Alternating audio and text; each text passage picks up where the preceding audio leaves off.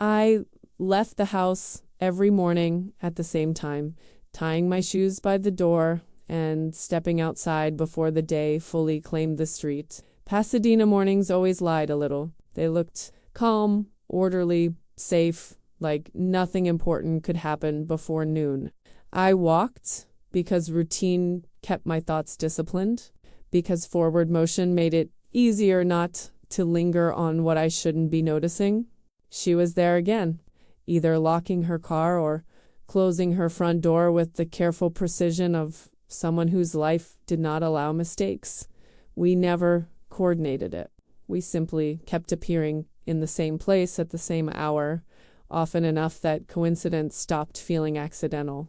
At first it was only a nod, then a hello, then comments about the weather that pretended not to matter. I learned early to limit my attention. Not because looking was wrong, but because some kinds of attention refused to stay harmless. She carried herself like someone used to being evaluated, posture straight, movements controlled, as if rooms expected something from her the moment she entered them. Even dressed simply, she had presence, the kind that quietly rearranged a space. I noticed more than I intended.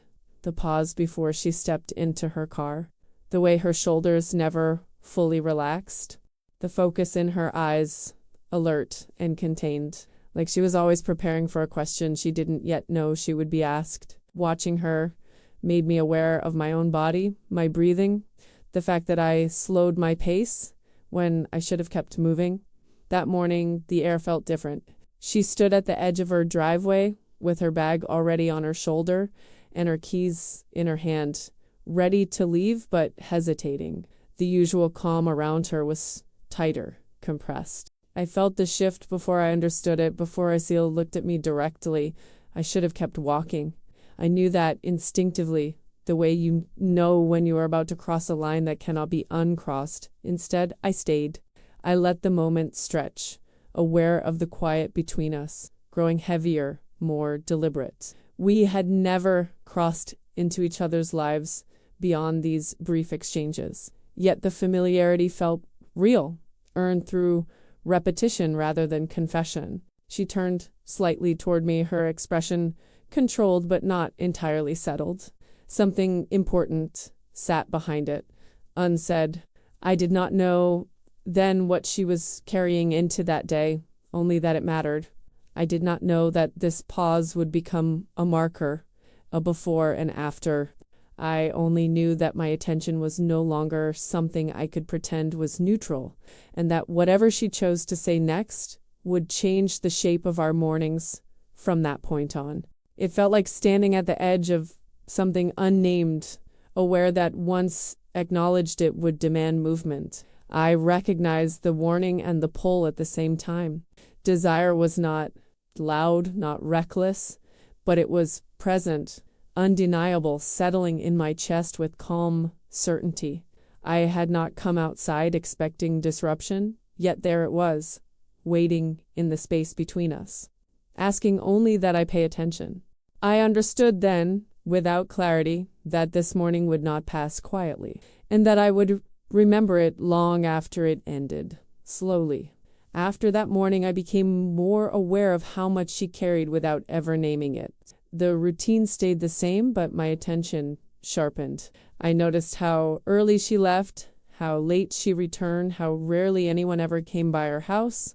When we talked, she kept things light, efficient, as if even conversation needed to earn its place in her schedule. She mentioned work more often than she realized. Board meetings, strategy calls, family expectations framed as logistics. It was always presented casually, but there was an edge underneath, a constant readiness to justify decisions before they were questioned.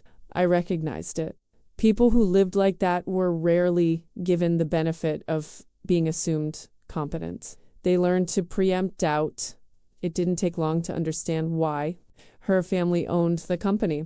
That fact alone created a particular kind of pressure, the kind that never leaves you, no matter how capable you are.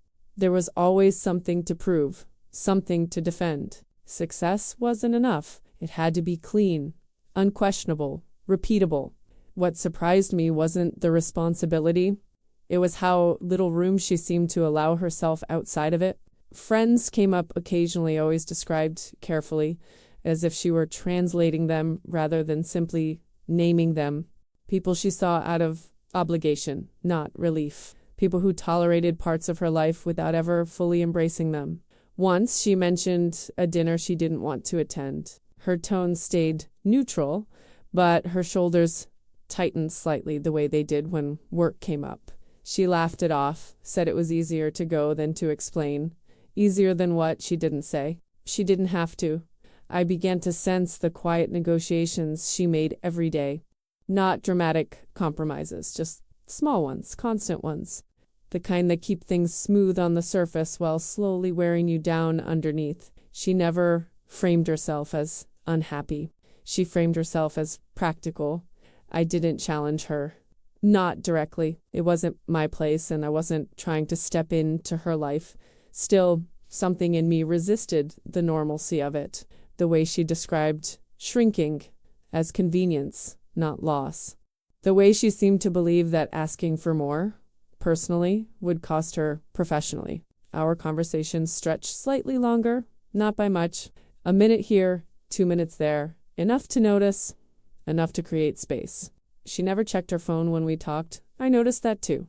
When she listened, she did it fully, as if attention was one thing she didn't ration. I found myself waiting for her without admitting it, adjusting my pace so we crossed paths, lingering at the end of my walks longer than necessary. It wasn't strategy, it was gravity. Something about her pulled focus in a way that felt quiet but deliberate. The tension I'd felt that morning didn't disappear. It settled, became familiar. Like a low hum you stop noticing until it changes its pitch.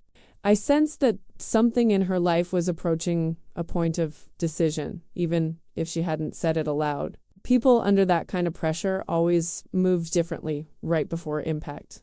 I didn't know yet what role I would play in any of it. I only knew that whatever was coming would test more than her professional resolve.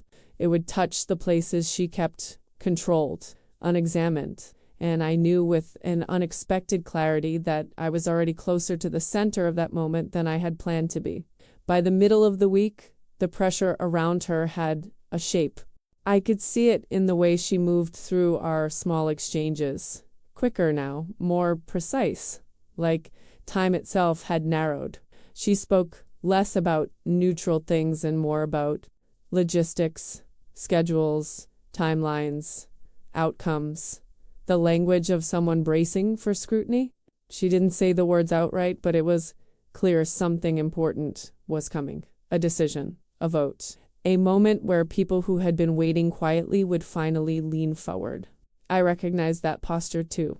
The way success stops being enough and becomes a test of worth. That morning she arrived at the sidewalk already prepared, dressed with intention. Nothing flashy, nothing careless.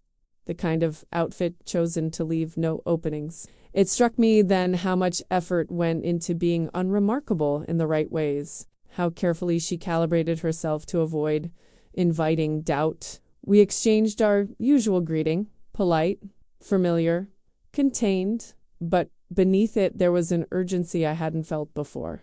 Her eyes didn't linger. Her smile came and went quickly, as if she were conserving energy for later. I wondered who she would have to convince that day and what it would cost her to do it. She mentioned her family in passing, a quick reference wrapped in humor, something about opinions being louder when they came with history attached. She shrugged it off, but the tension in her jaw stayed. Families had a way of turning personal matters into professional ones, especially when success challenged expectations that had been quietly set years earlier. I noticed how she adjusted the strap of her bag, tightened her grip on her keys. Small gestures, automatic, revealing more than words ever could. She was ready, but readiness didn't equal comfort. It rarely did when the stakes involved more than performance. I felt an unexpected protectiveness stir in me, subtle but real. Not the kind that assumes weakness, but the kind that recognizes unfair weight. Confirmed competence rarely needed defending, yet people like her were always asked to do it anyway, to prove they belonged in spaces they had already earned. I became acutely aware of my own position then. I was outside her world, untouched by the consequences she was walking toward. I had the luxury of observation, of staying neutral. And yet, neutrality felt dishonest in the face of what I was seeing. The space between us felt charged, like a held breath. I sensed that she wanted to say something, not because she needed advice, but because she needed grounding. A moment of certainty before stepping into a room where certainty would be questioned. She shifted her weight slightly, glanced at her reflection in the dark window of her car. The gesture was quick, almost unconscious, but it lingered in my mind. It wasn't vanity. It was assessment. Armor being checked before battle. I understood then that whatever she was about to ask wouldn't be small. It would be a question carrying more than its words, shaped by years of pressure and the quiet demand to be impeccable. And I knew, with a clarity that surprised me, that I was about to be invited into something that mattered far more than either of us had planned. She hesitated for a second longer than usual, standing there with the morning light catching the edge of her profile. The street was quiet, the kind of quiet that made even small sounds feel deliberate. I could hear the faint click of a sprinkler down the block, the distant hum of a car starting somewhere else. Everything around us kept moving, and she didn't. She shifted her bag higher on her shoulder and exhaled, slow and controlled, like someone steadying herself before stepping forward. Then she looked at me fully, not the polite glance we usually shared, but a direct look, searching and measured at the same time. "Can I ask you something?" she said. It was a simple question, but it landed with weight. I nodded, already aware that this wasn't going to be small. She gestured lightly toward herself, toward the shirt she was wearing, crisp and fitted in a way that looked effortless but wasn't. "Does this shirt look good on me?" The words were casual. The tone was not. I understood immediately that this wasn't about fashion. It was about calibration, about whether she was reading herself correctly before walking into a room that would be looking for reasons to doubt her. The shirt was just the surface. I should have answered carefully. I should have said yes and left it at that. I should have given her something neutral, something safe. Instead, I told the truth. "I'm having trouble looking away," I said. The words came out calm, even, but they were charged in a way I didn't bother to hide, because it was true. She looked stunning, not in a loud way, not in a way that asked for approval. She looked grounded, confident, inhabiting her body fully, the kind of beautiful that doesn't need decoration. For a brief moment, she seemed caught between reactions. Surprise flickered first, then something softer, more personal. Her lips curved into a small smile she didn't quite seem able to stop. "Oh," she said quietly. The air between us shifted. The compliment had landed, not as flattering, but as recognition. I was suddenly very aware of my own stillness, of the fact that I hadn't looked away, that I wasn't going to pretend I hadn't meant what I said.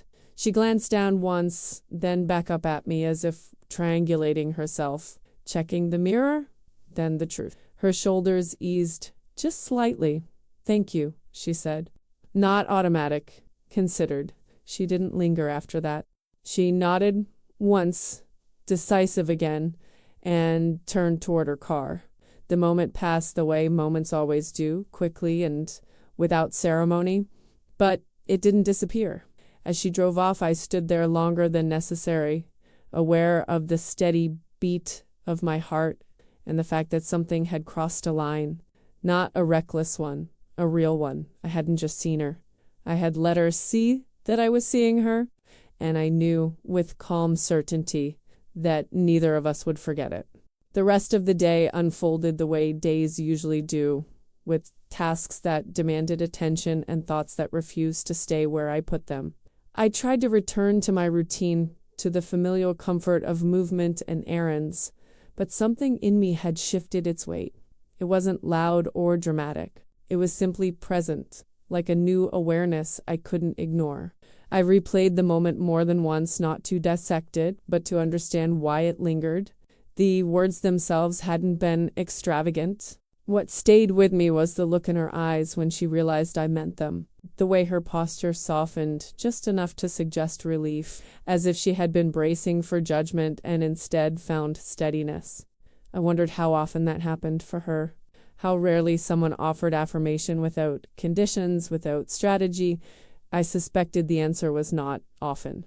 People in positions like hers were praised for outcomes, not for presence. They were evaluated constantly, but rarely seen. That evening, when I passed her house again, the lights were still on. It was later than usual. Her car hadn't returned. I noted it without knowing why it mattered to me. I told myself it was simple curiosity. I didn't challenge that explanation, even as it felt thin. The next morning, our timing aligned again. She was quieter than before, but not withdrawn. There was something settled about her, as if a decision had been made somewhere beneath the surface. We talked briefly, safely, about nothing in particular. She didn't mention the shirt. I didn't mention the answer. Yet the space between us felt different, less guarded. Over the following days, that difference held. It didn't announce itself. It showed up in small ways, in how she paused longer before saying goodbye, in how her attention stayed with me even when the conversation ended, in how neither of us rushed to fill the silence. I became aware of how easily our exchanges could extend, how natural it felt to remain rather than move on. There was no urgency to define anything, just a quiet recognition that something had been acknowledged and could not be unacknowledged. I also noticed how carefully she still managed the rest of her life. The discipline hadn't disappeared. If anything, it had sharpened. She spoke of meetings concluded, decisions finalized, obstacles navigated, always with restraint, always with the sense that none of it was truly finished. I didn't insert myself into that world. I stayed where I was, at the edge of her days, present but unobtrusive. Still, I could feel the connection forming, subtle and steady, grounded in something more substantial than chance. At night, I found myself thinking about the difference between being noticed and being recognized, about how rare it was to offer the latter without asking for anything in return. I understood then that my answer had done more than compliment her. It had given her a moment of alignment, a pause where she didn't have to adjust. That realization stayed with me, calm and unforced. Whatever came next would arrive on its own terms. I didn't need to rush it. I only needed to remain attentive, open to the way quiet moments can reshape a life when you let them. Our conversations didn't move indoors all at once. There was no invitation spoken out loud, no clear moment where a boundary shifted.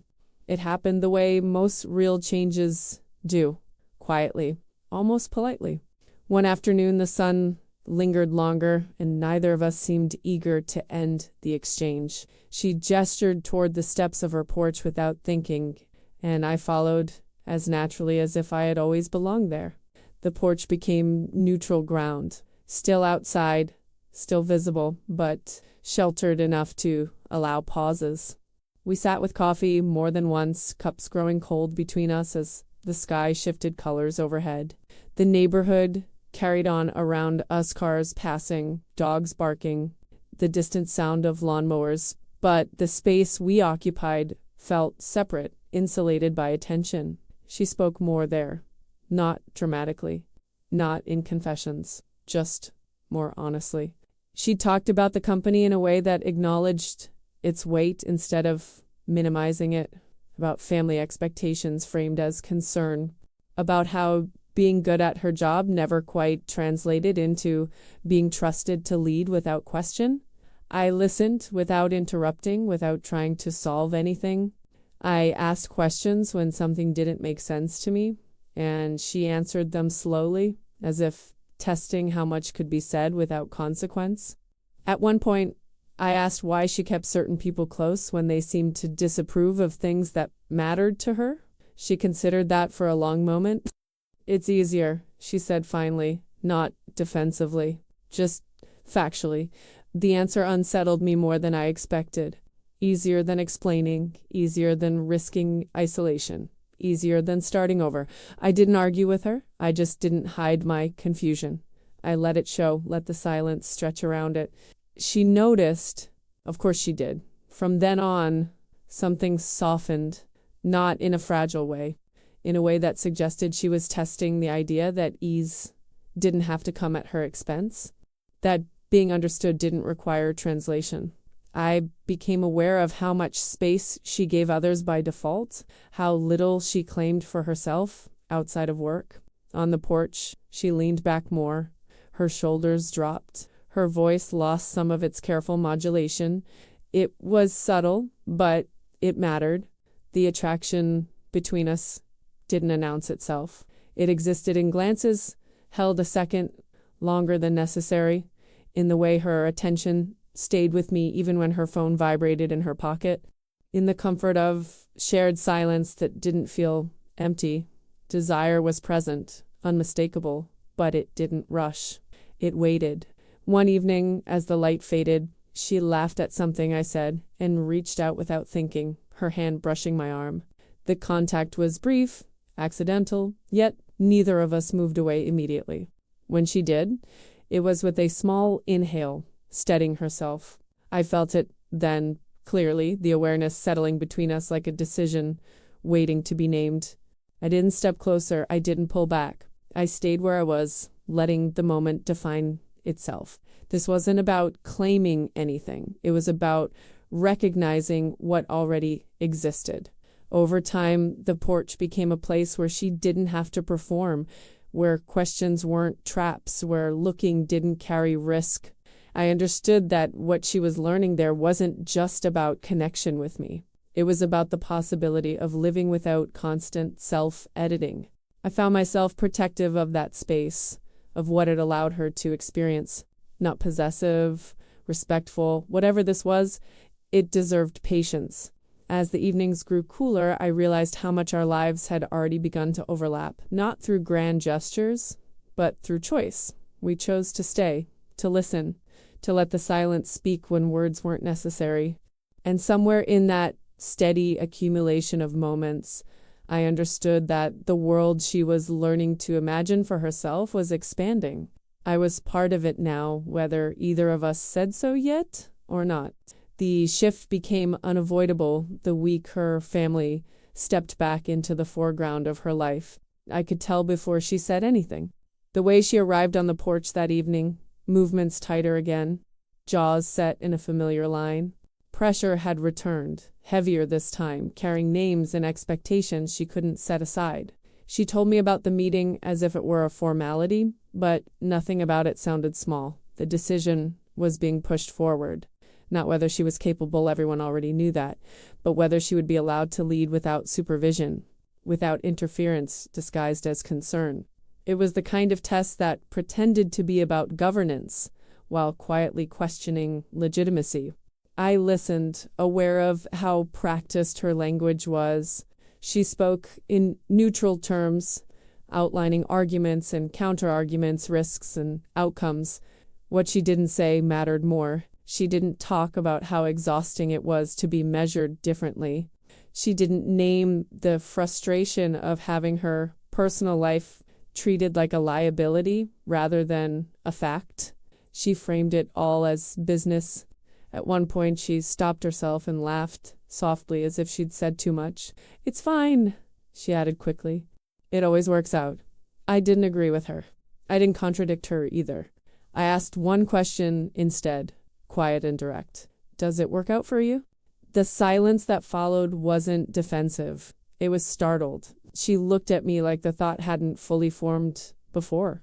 Then she looked away, out toward the street, where the lights were just beginning to come on. "They don't mean anything by it," she said after a moment. "They just worry." I nodded, but I didn't hide my skepticism. Worry had a way of becoming control when it went unexamined. I knew that too well. Families often used care as leverage, especially when someone refused to fit neatly into the roles they'd been assigned. She didn't push back. She didn't need to. The truth had already landed. Over the next few days, the tension increased. Calls came more frequently. Her evenings shortened. When we talked, she stayed focused but distant, splitting her attention between the present and what waited for her inside. I could see the familiar pattern trying to reassert itself, the instinct to contain, to manage, to shrink personal needs until they were easier to ignore. I felt the urge to step in, to offer reassurance, but I resisted it. This wasn't a problem that could be solved by comfort alone. It required something else. Space, maybe, or clarity. The night before the meeting, she came onto the porch later than usual. She didn't sit right away. She paced once, then stopped, pressing her fingers briefly to her forehead. The gesture was small, unguarded. "I'm tired," she said simply. It was the first time she'd allowed herself that admission. I stood, not touching her, but close enough that she could feel the option. "Then don't carry it alone," I said. She met my eyes, searching, as she had that first morning on the sidewalk. The vulnerability there was unmistakable. Not fear, fatigue. The kind that comes from holding yourself upright for too long. "I don't know how to do this differently," she admitted. I didn't give her instructions. I didn't offer strategy. I told her what I saw. "You're already doing it differently," I said. "You're just not giving yourself credit for it yet." She breathed out slowly, as if releasing something she'd been gripping unconsciously. The moment didn't resolve anything. It didn't need to. It anchored her. The next morning, she left early. We didn't cross paths. I felt the absence sharply, aware of how quickly she'd become part of my rhythm. I wondered how the room would receive her, how much resistance she would face, how much she would allow. When she returned that evening, it was with a quiet steadiness I hadn't seen before. Not triumph, not defeat, just resolve. She didn't tell me everything. She didn't have to. The way she stood, the way she met my gaze, told me enough. Whatever had been demanded of her, she had not stepped back into the version of herself that accepted less without question. And I knew then that the outcome of that meeting would echo beyond her career. It would reshape the terms she was willing to live by. It took me longer than I expected to admit what had already become obvious. Not because the feeling was confusing, but because it was steady. It didn't rush in. It settled. The kind of realization that doesn't announce itself with urgency, only with certainty. I noticed it in the smallest moments, in how my attention tracked the sound of her steps before I saw her, in how the porch felt different when she wasn't there, emptier in a way that had nothing to do with furniture or space, in how my body reacted to her presence before my mind had time to catch up. She didn't change dramatically after the meeting. That was what surprised me most. There was no visible victory, no collapse. What shifted was subtler. She took up more room in conversation. She paused less before speaking. When she disagreed, she no longer softened the edges instinctively. Watching her felt like witnessing someone stop apologizing to the air. Our closeness deepened without needing to be negotiated. There were evenings when we sat side by side, not touching, but aware of the option. The awareness itself carried weight. Desire lived there, unmistakable, warm, patient. It didn't demand proof. It waited to be acknowledged. One night, as we talked about something ordinary, I don't even remember what, she fell quiet mid-sentence. She looked at me with that same searching expression from the sidewalk. Only now there was less hesitation in it, less armor. "I don't do this," she said softly. I didn't ask her to explain. I understood what she meant. Not dating, not letting herself lean, not risking the quiet balance she had built by staying contained. "You already are," I replied, equally soft. She smiled at that, not amused, but relieved, as if something she'd been bracing against finally gave way. She didn't reach for me right then.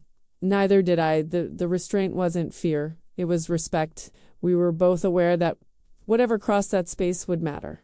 Later, when she did move closer, it was unhurried. Her hand rested lightly against mine, deliberate, asking rather than taking. The contact was simple, grounding. I felt it settle in my chest, calm and unmistakable. It wasn't the touch that changed things. It was what followed. She didn't pull away. She didn't justify it. She stayed. That was the moment I recognized the feeling for what it was, not attraction alone, not curiosity, but choice. I wasn't imagining a future or rewriting my life around her. I was simply aware that being near her felt like alignment, like standing somewhere that didn't require constant adjustment. Love, I realized, didn't always arrive as longing. Sometimes it arrived as relief. When I went home that night, I didn't analyze it. I didn't question timing or consequences. I slept deeply with the quiet assurance that something honest had been named, even if it hadn't yet been spoken aloud. I knew then that whatever came next wouldn't be accidental. It would be built moment by moment with the same intention she brought to everything else in her life, only this time without shrinking. The changes that followed didn't arrive as declarations. They showed up quietly the way real shifts usually do. She didn't cut people out of her life with dramatic exits. She simply stopped arranging herself to fit rooms that had never been built for her comfort. The difference was subtle, but it was everywhere once you noticed it. She took the role at work on her own terms, not louder, not harsher, just clearer. Boundaries that had once required explanation were now stated without apology. When doubts surfaced, she didn't rush to disarm them. She let competence speak for itself. Watching her, I understood how much energy had been spent maintaining peace instead of presence. Our time together remained unremarkable in the best way. Coffee on the porch, walks that ended later than planned, conversations that wandered without urgency. Nothing about us felt like an escape from her life. It felt like a continuation of it, finally allowed to exist without negotiation. One afternoon, she mentioned skipping a dinner she would have once forced herself to attend. She said it casually, almost as an afterthought, but her eyes stayed on mine, as if checking something. I smiled, not because it was a victory, but because it was a choice. A small one. A real one. I didn't become her anchor or her solution. She didn't become my disruption. We met each other where we were, without reshaping ourselves to make it work. The ease of that still surprised me. Sometimes I caught her watching me with a look I recognized now open, unguarded, not searching for approval, just present. And when I looked back, I didn't feel the urge to look away. The world around us stayed the same. The neighborhood remained quiet. The mornings still came early. But something fundamental had shifted in how she moved through it all. She no longer treated herself like a variable to be adjusted. One evening, as the porch light flickered on and the air cooled, she leaned into my side, comfortable, certain. The gesture was simple, unremarkable to anyone passing by. To me, it felt like punctuation. I realized then that the story wasn't about two women finding each other. It was about one woman finally standing somewhere she didn't have to bend. Love hadn't changed her. It had revealed what had been there all along. She didn't say thank you. She didn't need to. The gratitude lived in the way she stayed, in the way she chose differently, again and again, without announcing it. As for me, I learned something just as quietly, that sometimes the most meaningful thing you can offer another person isn't reassurance or advice, but a steady gaze that doesn't ask them to be less. That kind of looking changes things. It always does. And I never had trouble looking away again because I no longer wanted to.